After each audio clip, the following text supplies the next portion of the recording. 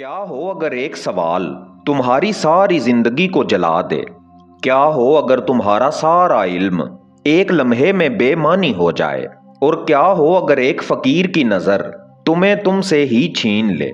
ये कोई कहानी नहीं, ये एक ऐसा राज है जिसने मौलाना जलालुद्दीन रूमी को आलिम से आशिक बना दिया और शम्स तबरेज की एक झलक ने अक्ल के सारे निजाम तोड़ दिए।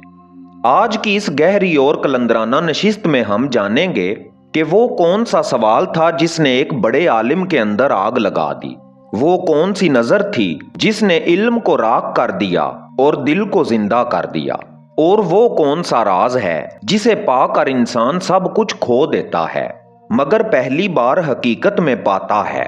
अगर आप भी ऐसे ही बातनी राज, कलंदराना मार्फत और रूह को हिला देने वाली दास्तानें सुनना चाहते हैं तो अभी दास्तान उर्दू को सब्सक्राइब करें, वीडियो को लाइक करें और इस सफर में हमारे साथ शामिल हो जाएं, क्योंकि यहाँ सिर्फ बात नहीं होती, यहाँ दिलों को जगाया जाता है। तो आइए चलते हैं उस लम्हे की तरफ जहाँ एक आलिम अपनी तमाम जिंदगी के साथ खड़ा था और एक फकीर उसकी सारी दुनिया बदलने वाला था। ये वो जमाना था जब मौलाना जलालुद्दीन रूमी सिर्फ एक नाम नहीं थे, एक इदारा थे। इल्म की महफिलें उनसे रोशन थीं, शागिर्द उनके एक इशारे के मुंतजिर और शहर उनकी दानाई का मोतरिफ। हर सवाल का जवाब उनके पास था, हर मसले का हल उनकी जुबान पर और हर आंख में उनके लिए एहतराम। मगर इन सब के बीच एक खामोशी भी थी, एक ऐसा खला जिसका जिक्र ना किसी किताब में था ना किसी दर्स में।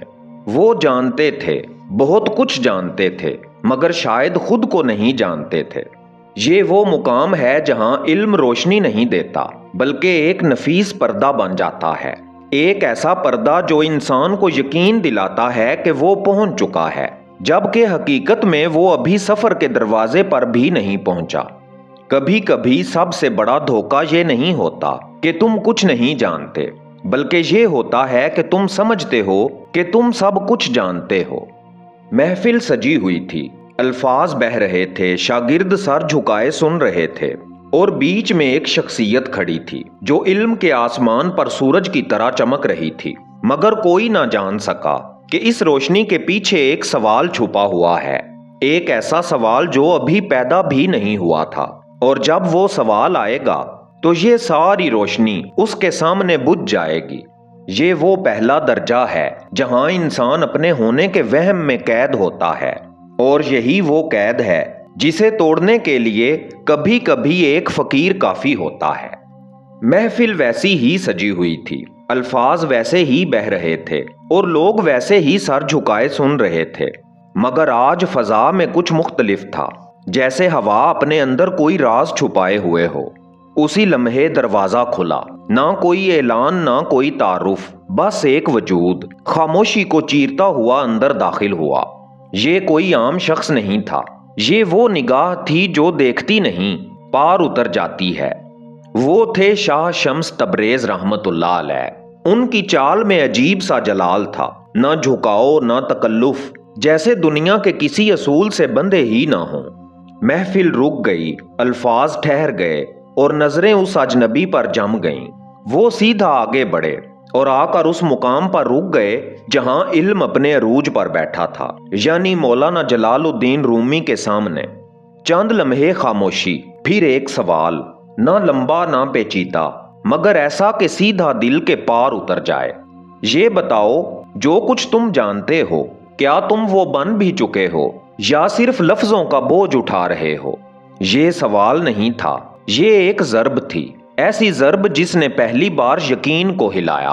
महफिल में सन्नाटा छा गया, शागिर्दों की सांसें रुक गईं और वक्त जैसे ठहर गया। ये वो लम्हा था जहां इल्म पहली बार सवाल के कटहरे में खड़ा था और एक आलिम जो हमेशा जवाब देता था आज खुद सवाल बन गया था। ये कोई आम मुलाकात नहीं थी, ये तसादुम था, अक्ल और इश्क का, लफ्ज और हकीकत का, और सबसे बढ़कर मैं और वो का। ये वो दरवाजा था जो अगर खुल जाए तो इंसान वो नहीं रहता जो पहले था, और अगर ना खुले तो सारी जिंदगी एक खूबसूरत फरेब में गुजर जाती है। और आज ये दरवाजा खुलने वाला था। وہ سوال تو گزر گیا مگر اپنے پیچھے ایک خاموش طوفان چھوڑ گیا تھا۔ محفل ختم ہو گئی، لوگ چلے گئے، الفاظ مٹ گئے، مگر ایک چیز باقی رہ گئی، بے چینی۔ مولانا جلال الدین رومی اب وہ نہ رہے تھے جو چند لمحے پہلے تھے۔ وہی کتابیں، وہی صفحات، مگر اب ہر لفظ اجنبی لگ رہا تھا۔ جو کچھ عمر بھر سیکھا تھا آج وہی دل پر بوجھ بن گیا تھا۔ رات گہری ہو رہی تھی مگر اندر ایک شور بڑھتا جا رہا تھا۔ ایک آواز بار بار ابھر رہی تھی، کیا میں واقعی جانتا ہوں یا صرف جاننے کا وہم ہے؟